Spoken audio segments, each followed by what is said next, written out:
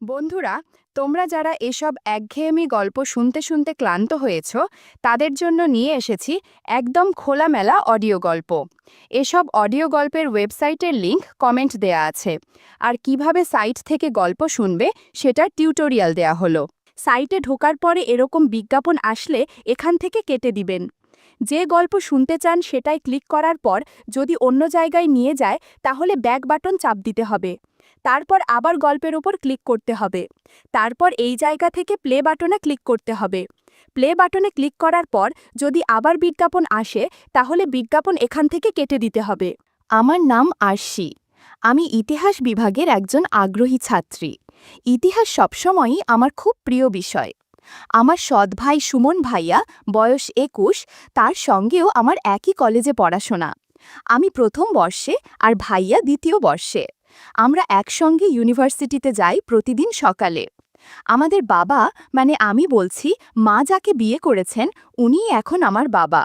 আমাদের যাতায়াতের সুবিধার জন্য একটি মোটরসাইকেল কিনে দিয়েছেন। ভাইয়া চালায় আর আমি তার পেছনে বসি। আমার নিজের বাবা মারা গেছেন অনেক আগে, তখন আমি খুব ছোট। মা পরে আবার বিয়ে করেন। নতুন পরিবারটা অনেক আন্তরিক। সুমন ভাইয়া বরাবরই শান্ত, দায়িত্ববান আর আমার প্রতি ভীষণ যত্নশীল। আমাদের দৈনন্দিন জীবনটা ছিল বেশ গোছানো। সকাল ৮টায় বাবা মা দুজনেই অফিসে যান, আর তারপর আমরা দুজন ভাই বোন বাড়িতে তৈরি হই ক্লাসে যাওয়ার জন্য। একটা মাত্র বাথরুম, তাই সাধারণত আমি আগে গোসল করি, তারপর ভাইয়া। আমি একটু বেশি সময় নিই, কারণ মেয়ে হিসেবে একটু প্রস্তুতির বাড়তি সময় তো লাগেই। সেই রুটিন মাফিক জীবনের একদিন হঠাৎ একটা ছোট্ট ঘটনা ঘটে গেল, যেটা আমার মনকে একটু অস্থির করে দিয়েছিল। সেদিনও মা বাবা অফিসে গেলেন যথারীতি। আমি নাস্তা শেষ করে বাথরুমে ঢুকে দরজা বন্ধ করলাম। এমন সময় হঠাৎ মনে হলো দরজার নিচে যেন একটা ছায়া দেখা যাচ্ছে। প্রথমে ভাবলাম হয়তো লাইটের প্রতিফলন বা চোখের ভুল, কিন্তু যখন মুখে ফেসওয়াশ লাগাচ্ছিলাম তখন আবার ছায়াটা নড়ল। আমি এক মুহূর্ত চুপ করে দাঁড়িয়ে রইলাম। মনে হচ্ছিল কেউ যেন বাইরে দাঁড়িয়ে আছে, কিন্তু বাড়িতে তো তখন আমি আর ভাইয়া ছাড়া আর কেউ ছিল না। মাথার ভেতরে অনেক চিন্তা ঘুরতে লাগলো। হয়তো কিছুই না, হয়তো এটা নিছক কাকতালীয় কিছু। কিন্তু সেই মুহূর্তটা আমার মনে এক ধরনের আলোড়ন তৈরি করেছিল, যেটা সহজে ভুলে যাওয়া যায় না। এরপর গোসল শেষ করে বেরিয়ে এলাম, কিন্তু একটা অদ্ভুত অনুভূতি তখনও ভেতরে রয়ে গেল। সম্পর্কের গভীরতা বা জটিলতা অনেক সময় এমন ছোট্ট ছোট্ট মুহূর্তেই জন্ম নেয়। হয়তো সেটাও ছিল তেমনই কোনো শুরু। আমি চেষ্টা করছিলাম মনকে শান্ত রাখার, নিজেকে বোঝাচ্ছিলাম সব কিছুই হয়তো আমার ভুল দেখা, কিন্তু মনটা মানছিল না। আমি ধীরে ধীরে গোসল শেষ করে কাপড় পরে নিলাম। যখন ওড়নাটা তুলতে গেলাম, তখন আবার দরজার নিচে একটা অস্পষ্ট নড়াচড়া দেখতে পেলাম। বুকের ভেতর যেন হালকা কাঁপন জাগল। মাথায় প্রশ্ন ভিড় করছিল, এই কি সেই ছায়া? তবে কি? আমি আর দেরি না করে নিজের ঘরে চলে এলাম। প্রস্তুত হচ্ছিলাম ইউনিভার্সিটিতে যাওয়ার জন্য। কিছুক্ষণ পর ভাইয়া ডাকল, চল, দেরি হয়ে যাচ্ছে। প্রতিদিনের মতোই আমরা বাড়ির দরজা বন্ধ করে বেরিয়ে পড়লাম। আমি ভাইয়ার পেছনে বসে ব্যাগটা সামলে নিলাম। পরদিন সকালে বাবা মা অফিসে চলে যাওয়ার পর আমি সিদ্ধান্ত নিলাম এই সংশয়ের জবাব আমাকে পেতেই হবে। মনে একটা কৌশল এলো। আমি মোবাইল ফোনে ক্যামেরা চালু করে সেটা এমনভাবে বাথরুমের বাইরের দিকে রেখে দিলাম, যাতে কেউ যদি ইচ্ছাকৃতভাবে কিছু করে তা ধরা পড়ে। এরপর আমি বাথরুমে ঢুকে দরজাটা ভেতর থেকে বন্ধ করে দিলাম। কয়েক মুহূর্ত পর দরজার নিচে আবার একটা নড়াচড়া। এবার আর আমি দ্বিধায় ছিলাম না। যা হওয়ার তা ক্যামেরায় ধরা পড়েছে। গোসল সেরে দ্রুত বেরিয়ে এসে মোবাইলটা হাতে নিলাম। নিজের ঘরে গিয়ে ভিডিওটা চালিয়ে দিলাম।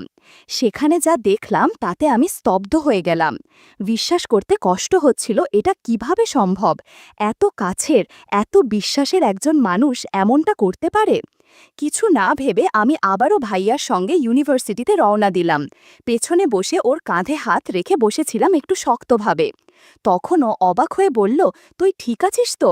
আমি বললাম, হ্যাঁ ভাই, একটু অস্বস্তি লাগছে তাই। পুরো দিনটা অস্থিরতায় কাটল। ক্লাসে মন বসছিল না, আর বারবার মনে হচ্ছিল আমি যা জানি তা ওকে বলবো কিনা। দুপুরে বাড়ি ফিরে এলাম। তখনও সিদ্ধান্ত নিতে পারছিলাম না ভাইয়াকে বলবো নাকি চুপ করে থাকব। রাতে শুয়ে বারবার পাশ ফিরছিলাম, কিছুতেই ঘুম আসছিল না।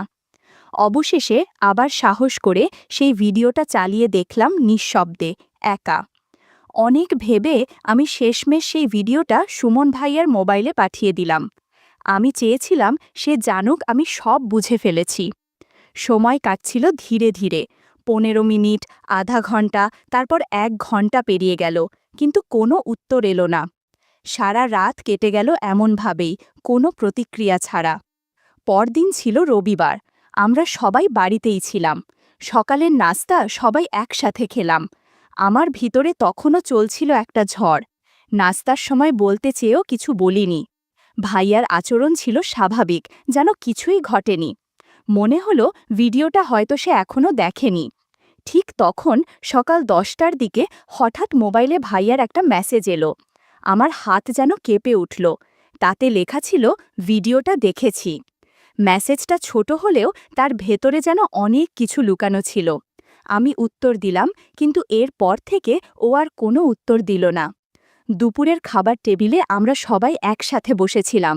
আমি খেয়াল করলাম ভাইয়া একদম চুপচাপ, মাথা নিচু করে খাচ্ছে। খাওয়া শেষে সে উঠে চলে গেল নিজের ঘরে। আমি বাবা মার সামনে বললাম, ভাই, একটু পর তোমার ঘরে আসব, একটা জায়গা বুঝিয়ে দিতে হবে। ও কিছু বলল না, কেবল চলে গেল। বাকি কাজ সেরে মা বাবা নিজেদের ঘরে চলে গেলেন। আমি তখন সোজা ভাইয়ার ঘরের দিকে গেলাম। দরজা ঠেলে ঢুকতেই দেখি সে জানালার পাশে চুপ করে দাঁড়িয়ে আছে। আমি নিঃশব্দে ঘরে ঢুকে দরজাটা টেনে লাগালাম, তারপর তার পাশে গিয়ে দাঁড়ালাম। ওর চোখে জল, মুখটা গম্ভীর। এতটুকু সময়েই বুঝতে পারছিলাম ওর ভিতরে অনেক কিছু চলছে। ভাইয়া আস্তে করে বলল, আমি সত্যিই দুঃখিত। ওর গলায় কাঁপুনি ছিল। আমি তার চোখের দিকে তাকিয়ে রইলাম। সে যেন আরও ভেঙে না পড়ে, তাই আমি একটা শান্ত অভিব্যক্তি নিয়ে আলতোভাবে তার কাঁধে হাত রাখলাম। আস্তে করে বললাম, এই বয়সে অনেক সময় অনেক কিছু ঘটে যায়। ভুলের মতো মনে হলেও তা নিয়ে নিজেকে শেষ করে দেওয়ার কিছু নেই। ভাইয়া তখন বলল, কিন্তু আমরা তো ভাই বোন, এটা তো ঠিক না। আমি মৃদু হেসে বললাম, আমি জানি তুমি অনুতপ্ত। আমার কাছে সেটা বড় কথা। আমরা দুজনেই পরিণত, দায়িত্ববান, তাই আমাদের যা কিছুই হোক সেটা যেন আমাদের সম্পর্কে অশ্রদ্ধা না আনে। আমার কথায় ভাইয়া খানিকটা স্বাভাবিক হলো। আমি বুঝতে পারছিলাম এই পরিস্থিতি একটা গুরুত্বপূর্ণ বাঁক। এটাকে কিভাবে সামলানো হবে সেটাই ভবিষ্যৎ ঠিক করে দেবে। আমি জানতাম ওর চোখে অপরাধবোধ রয়েছে, কিন্তু হয়তো আমি একটু বেশি কড়া কথা বলে ফেলেছি। ওর মুখের অভিব্যক্তি দেখে মনে হচ্ছিল খুব ভেঙে পড়েছে। তাই একটু হালকা হাওয়ায় ফেরানোর জন্য হেসে বললাম, এই যে এখন এত নীতির কথা মনে পড়ছে, সেদিন কিন্তু দরজার নিচের ছায়া নিয়ে তেমন চিন্তিত দেখায়নি। আমি কথাটা মজা করেই বলেছিলাম, যেন পরিবেশটা আর ভারী না হয়। তারপর বললাম, তুমি সবসময় আমার পরিবারের একজন, সেটা কখনো পাল্টাবে না। এই বিষয়টা নিয়ে আর বেশি ভাবিও না। এরপর একটু মজা করে চোখ টিপে বললাম, কাল বিকেলে একটু সময় পেলে আমার সঙ্গে গল্প করো, খারাপ লাগছে এসব ভেবে। ও আমার দিকে চেয়ে রইল, কিছু বলল না, শুধু চুপচাপ তাকিয়ে রইল। সেদিন রাতের খাবারের টেবিলে ভাইয়া হঠাৎ বলল, কাল ইউনিভার্সিটিতে একটা ছোটখাটো ইভেন্ট হচ্ছে, কিন্তু আমার ভালো লাগছে না যেতে। মা বললেন, তাহলে আশিকেও যেতে হবে না। বাবা বললেন, তুমি খেলাধুলায় তো আগ্রহী ছিলে, এখন কি আর ইচ্ছা হয় না? ভাইয়া মৃদু হাসল, আগে যেরকম ছিল এখন আর তেমন নেই, নতুন অনেকেই এসেছে, আমি বরং কালটা বাড়িতেই থাকতে চাই। আমি ভাইয়ার দিকে তাকিয়ে হালকা হাসলাম। পরদিন সকালে বাবা মা অফিসে বেরিয়ে গেলেন। আমি ধীরে ধীরে ভাইয়ার ঘরে গেলাম। সে তখন বিছানায় আধা ঘুমে শুয়েছিল। বললাম, আজ তো ক্লাস নাই, সারাদিন কি করবা? ও হেসে বলল, তুমি তো বলেছিলে একটু কথা বলতে চাও, তাই ভাবলাম সময়টা রাখাই যায়। আমি একটু হেসে বললাম, তুমি তো খুব সিরিয়াস হয়ে গেলে মনে হচ্ছে। ও কিছু না বলে চোখ মেলে আমার দিকে তাকাল, একটা মুচকি হাসি দিয়ে বলল, সব সময় না, আজ শুধু তোমার জন্য। আমরা কিছুক্ষণ গল্প করলাম, পুরনো কথা, ক্লাসের স্মৃতি, ছোট ছোট মজার ঘটনা। হঠাৎ আমি জিজ্ঞেস করলাম, তুমি কেন এমনভাবে কথা বলো? মাঝে মাঝে মনে হয় আমাদের মধ্যে বন্ধুত্ব ছাড়িয়ে অন্য কিছু ভাবতে শুরু করছো।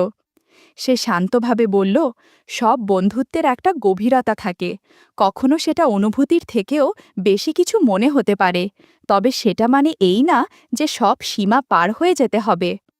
আমি কিছুক্ষণ চুপ করে রইলাম। ওর চোখে এক ধরনের সম্মান আর দ্বিধার মিশ্রণ ছিল। আমি আস্তে করে বললাম, সীমারেখা থাকা ভালো, কাছের মানুষদের প্রতি ভালো লাগা হতেই পারে, কিন্তু তা যেন এমন না হয় যাতে আমরা একে অপরের প্রতি শ্রদ্ধা হারিয়ে ফেলি। ও মাথা নেড়ে বলল, ঠিক বলেছ, আমি ভুল বোঝার জন্য দুঃখিত, তুমি চাইলে সব কিছু আগের মতোই থাকবে। আমি বললাম, এখনো সময় আছে, সব ঠিক করে নেওয়া যায়। সুমনের চোখে যেন এক গভীর নীরবতা, তার দৃষ্টিতে ছিল এমন এক অনুভব যা শব্দে বলা কঠিন। আর সে নিজের হাত দুটো মুঠো করে শক্ত করে ধরল, এক ধরনের সাহসিকতা নিজেকে বুঝাতে। তারপর সে ধীরে ধীরে বলল, আমি জানি না এটা ঠিক না ভুল, কিন্তু তোমার পাশে থাকলে মনে হয় আমি নিজের জায়গায় আছি, সব কিছু ঠিকঠাক। তার কণ্ঠে কাঁপুনি ছিল, শব্দগুলো যেন বুকের ভেতর থেকে ধাক্কা দিয়ে বেরিয়ে আসছিল। যদি তুমি মনে করো আমি ভুল করছো, তাহলে আমি থেমে যাব, কিন্তু বলো না আমার অনুভূতিটা একেবারেই ভিত্তিহীন। সুমন কিছুক্ষণ চুপ করে রইল। তার মুখের অভিব্যক্তি থেকে বোঝা যাচ্ছিল সে দ্বিধার ভেতর আটকে আছে। তারপর ধীরে বলল, তুমি কি জানো তোমাকে নিয়ে আমি কত ভাবি? আমি সবসময় চাই তুমি হাসি খুশি থাকো, নিজের স্বপ্ন নিয়ে এগিয়ে যাও, কিন্তু কখনো ভাবিনি তুমি এমন কিছু বলবে যা আমাদের সম্পর্কের সীমা বদলে দেবে। আর সে জিজ্ঞেস করল, তবে কি তুমি ভাবো এই অনুভবটা ভুল? সুমন দীর্ঘশ্বাস ফেলে বলল, আমি জানি না ভুল কি ঠিক, শুধু জানি তুমি আমার জীবনের এমন একজন যাকে ছাড়া আমার গল্প অসম্পূর্ণ মনে হয়। কিন্তু আমি ভয় পাই যদি এই পথটা আমাদের আগের সম্পর্কটাই কেড়ে নেয়। আরশি তার হাত ধরল, বলল, ভয় পেও না, আমাদের অনুভব যদি সত্যি হয় তাহলে সেটি আমাদের মধ্যে একটা নতুন শক্তি এনে দেবে। আমি কথা দিচ্ছি তোমাকে কখনো কষ্ট দেব না। তুমি চাইলে এই অনুভূতিটা শুধু আমাদের মধ্যেই থাকুক, কারো জানার দরকার নেই। সুমন একটা মৃদু হাসি দিল, বলল, তুমি যদি এতটা গুরুত্ব দাও তবে আমিও আর পালাতে চাই না, তবে আমাদের বুঝে শুনে এগোতে হবে। তারা দুজন একে অপরের চোখে তাকিয়েছিল কিছুক্ষণ, শব্দহীন কিন্তু আবেগ ভরা। এরপর ধীরে ধীরে তারা একে অপরের দিকে এগিয়ে এলো, যেন একটি নতুন অধ্যায়ের দরজায় দাঁড়িয়ে। সেই দিন থেকে তাদের সম্পর্কের রং বদলে গেল। আগে যা ছিল বন্ধুত্ব, তা এখন হয়ে উঠল এক গভীর ভালোবাসার অনুভব। কিন্তু এই অনুভূতির স্বীকৃতি ছিল কেবল তাদের নিজেদের মধ্যেই, একটি নীরব সংরক্ষিত অধ্যায় যা বাইরের জগৎ জানে না। পরদিন সকালে আরশি কিছুটা চিন্তিত ছিল। সুমন বলল, কি হলো, চিন্তিত দেখাচ্ছে? আরশি মাথা নিচু করে বলল, সব কিছু এত দ্রুত হয়ে গেল, আমি বুঝতে পারছি না সামনে কি হবে। আমাদের পথ সহজ হবে না, সমাজ পরিবার সবাই প্রশ্ন তুলবে। সুমন মাথা নেড়ে বলল, হ্যাঁ ঠিক বলেছ, তাই এখন থেকে আমাদের প্রতিটি পদক্ষেপ সতর্ক হতে হবে। আমরা নিজেরাই নিজেদের বিশ্বাস করতে পারলেই বাকিদের মানানো সময়ের ব্যাপার। সুমন ধীরে ধীরে আরশির দিকে এগিয়ে এসে বলল, যখন ভালোবাসা সত্যিকারের হয় তখন আমাদের কাউকে কিছু প্রমাণ করার দরকার পড়ে না, শুধু একে অপরের পাশে থাকাটাই সবকিছু। আরশি তার কথা একটু আশ্বস্ত হল। সে সুমনের চোখের গভীরে তাকিয়ে বুঝতে পারল এই মানুষটার সঙ্গেই তার মনের যোগ। ভয় পাওয়ার কিছু নেই, সুমন বলল, তুমি চাইলে আমরা আমাদের সম্পর্ক এখনই সবার সামনে আনতে পারি না, তবে সঠিক সময় এলে আমরা কাউকে লুকাবো না। আরশি হাসি মুখে বলল, আমি শুধু চাই আমরা যেন সব সময় একে অপরকে বুঝি, যদি বিশ্বাস থাকে সব বাধা আমরা পার করতে পারব। পরবর্তী কিছুদিন ছিল নিঃশব্দ কিন্তু সুন্দর। তারা দুজনই সিদ্ধান্ত নিয়েছিল এই ভালোবাসা কখনো তাদের পড়াশোনা বা ভবিষ্যতের পথে বাধা হবে না। তারা একে অপরকে স্পেস দিত, সমর্থন করত। কিন্তু ভালোবাসা এমন এক আবেগ যাকে চেপে রাখা কঠিন। একদিন কলেজের ক্যান্টিনে বসে তারা মৃদু গলায় কথা বলছিল, হাসছিল। ঠিক তখনই রিমা, তাদের ঘনিষ্ঠ বন্ধু, সেখানে এসে পড়ে। সে হেসে বলল, এই যে খুব গোপন গোপন কথা হচ্ছে নাকি? আরশি ও সুমন কিছুটা অপ্রস্তুত হয়ে গেল। সুমন হালকা করে হেসে বলল, না রে, তেমন কিছু না, সেমিনারের আলোচনা হচ্ছিল। কিন্তু রিমা বুঝতে পারছিল এখানে কিছুর গন্ধ আছে। সেদিন সন্ধ্যায় সুমন একা ছিল বাসায়। হঠাৎ ফোন বেজে উঠল আরশি। তার গলায় ছিল চিন্তার ছায়া। তুমি কি ছাদে আসতে পারবে? খুব জরুরি কথা আছে, আরশি বলল। সুমন ছাদে গিয়ে দেখে আরশি আগেই সেখানে দাঁড়িয়ে, হাতে একটি লাল গোলাপ। আমি আর লুকিয়ে রাখতে পারছি না, সে বলল। আমি তোমাকে ভালোবাসি সুমন, আর এ সত্য সবাই জানুক, আমি চাই। সুমন স্তব্ধ হয়ে গেল।